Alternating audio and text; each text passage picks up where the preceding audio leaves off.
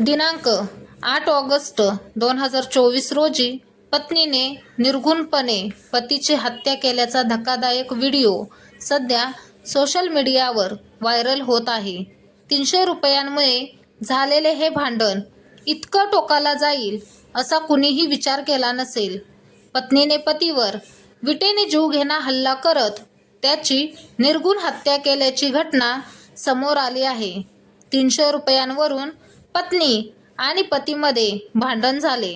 यानंतर पत्नीने घराच्या दाराजवळ असलेल्या विटेने पतीच्या डोक्यावर वार केला. रागाच्या भरात असलेल्या पत्नीने पतीच्या डोक्यावर अनेक वेळा विटेने वार करत त्याची हत्या केली.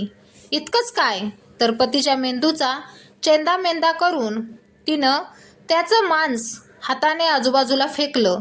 या धक्कादायक घटनेचा व्हिडिओ सध्या सोशल मीडियावर व्हायरल होत आहे. उत्तर प्रदेशातील शहाजहापूर येथील ही खळबळजनक घटना समोर आली आहे. रोजा पोलीस ठाण्याच्या हद्दीतील हथोडा गावात ही घटना घडली आहे. सत्यपाल याची पत्नी गायत्री हिने गुरुवारी दुपारी 3च्या सुमारास विटेने हल्ला करून त्याची हत्या केली. घराच्या दरवाजाबाहेरच तिने पतीवर जीवघेणा हल्ला केला. डोक्यावर विटेने वार केल्यानंतर पहिल्या काही वारामुळे सत्यपालचा मृत्यू झाला. मात्र त्यानंतरही पत्नी गायत्री त्याच्या छातीवर बसून गायत्री 10 मिनिटं त्याचं डोकं फोडत राहिली आणि त्याच्याकडे मांसाचे तुकडे फेकत राहिली. काही उपस्थितांनी हा धक्कादायक प्रकार कॅमेऱ्यात चित्रित केला असून त्याचा व्हिडिओ आता समाज माध्यमावर व्हायरल होत आहे. दरम्यान पोलिसांनी घटनास्थळ गाठून पत्नी गायत्रीला ताब्यात घेऊन चौकशी सुरू केली. पोलीस कोठडीत असताना गायत्रीने सांगितले की तिचा नवरा खूप क्रूर होता. तो तिला घरात कोंडून ठेवायचा आणि खूप मारहाण करायचा. गायत्रीला शुक्रवारी तुरुंगात पाठवण्यात आलं. शहाजहापूरच्या रोजा पोलीस स्टेशन परिसरात पतीची हत्या करणाऱ्या गायत्रीच्या कृत्यामुळे तिच्या पालकांसह सर्वांनाच धक्का बसला आहे. पोलिसांच्या चौकशीत गायत्रीने सांगितले की तिचा नवरा तिला वारंवार मारहाण करायचा.